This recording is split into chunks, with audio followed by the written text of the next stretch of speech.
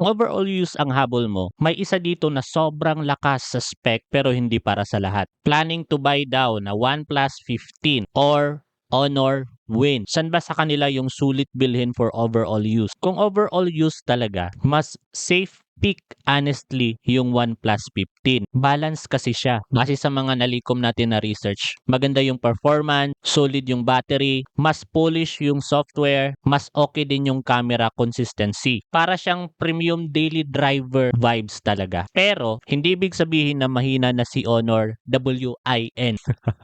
Actually, halimaw yan sa gaming at sa battery. Literal na parang may power bank na may Snapdragon 8 Elite Gen 5. Pero ito yung hindi napapansin ng karamihan. Hindi porket na mas malakas at malaki yung battery, yun na agad ang best overall. Kasi minsan, software experience talaga nagpapasakit ng ulo pagdating sa long term. Real talk lang ha, maraming users talaga na pumupuri sa Honor Win dahil sobrang tagal malobat at stable yung FPS sa gaming. Pero may mga complaints din about sa kanilang Magic OS. May bug, may weird animation, at minsan region-related features issue. Samantala ang OnePlus 15, hindi siya pinaka-wow sa battery kumpara sa Honor Win. Pero mas refined siya gamitin araw-araw. Mas smooth yung software experience, mas less yung stress gamitin sa long term, according yan sa mga maraming user. Kaya kung heavy gamer ka, plus battery monster ang habol mo, kay Honor Win ka. Pero kung gusto mo ng balance flagship na pang matagalan at pang araw-araw, OnePlus 15 mas sulit overall. Kaya preng,